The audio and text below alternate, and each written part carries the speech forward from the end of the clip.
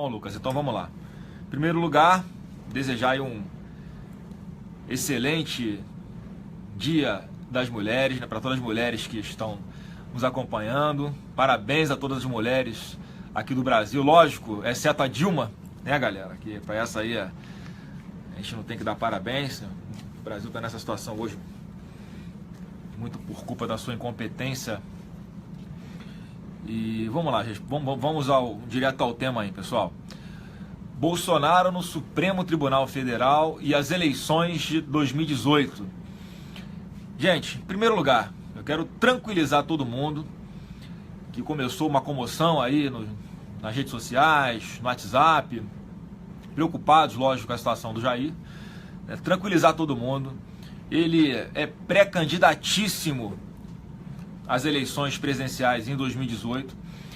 Tá? E é óbvio que tudo isso que está acontecendo com ele, gente, a tendência é só piorar daqui para frente.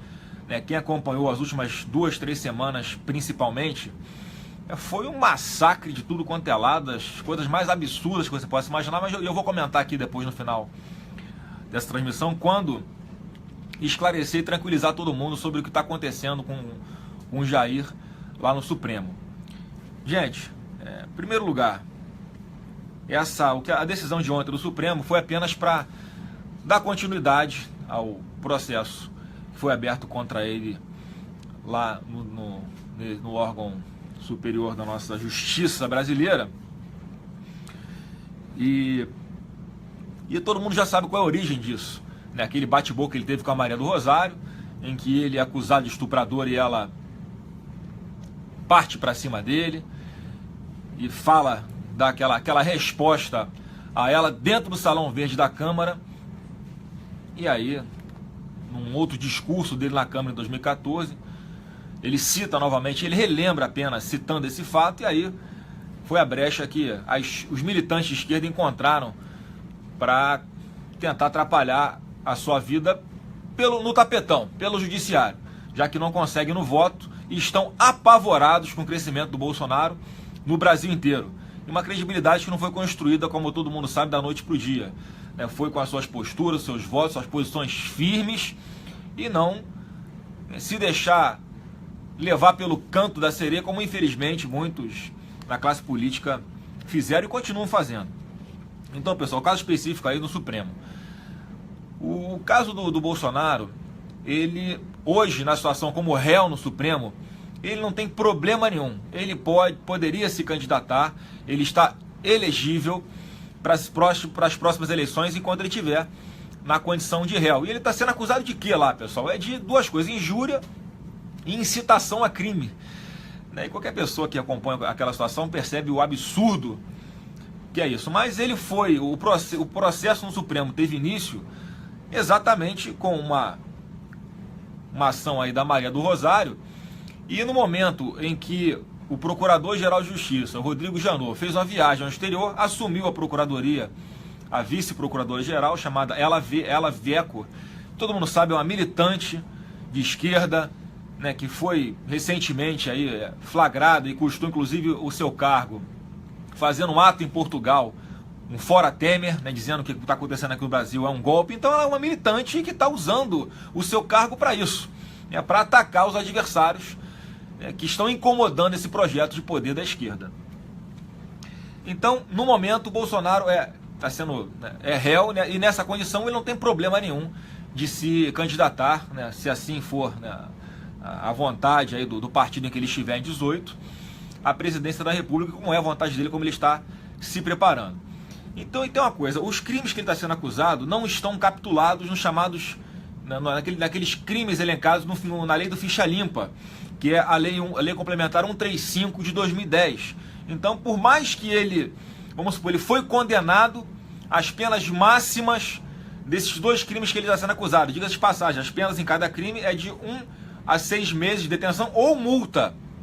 Então, caso ele se ele for condenado, não é pelo ficha suja pelo ficha limpa que ele deixaria de ser candidato, porque ele não se tornaria um ficha suja. Não tá, os crimes dos quais ele está sendo acusado não estão elencados lá nesse rol.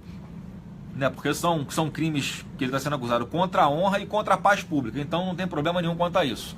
E o que haveria problema, pessoal, é o seguinte, é que seria na lei de inelegibilidade, que é a lei complementar 64 de 90. É que durante a condenação de qualquer pessoa, qualquer crime, enquanto estiver cumprindo essa pena, ninguém pode se candidatar a cargo eletivo. Tá? Então, nessa situação é que o Jair Bolsonaro poderia se tornar inelegível. Mas, pessoal, o caso dele, em condições normais, levaria, pela morosidade do judiciário, em torno de 7 anos para ser julgado no Supremo Tribunal Federal. Há pessoas respondendo por crimes muito mais graves no Supremo, de corrupção, né, de crimes violentos contra a vida, há 5, 6 anos sem julgamento.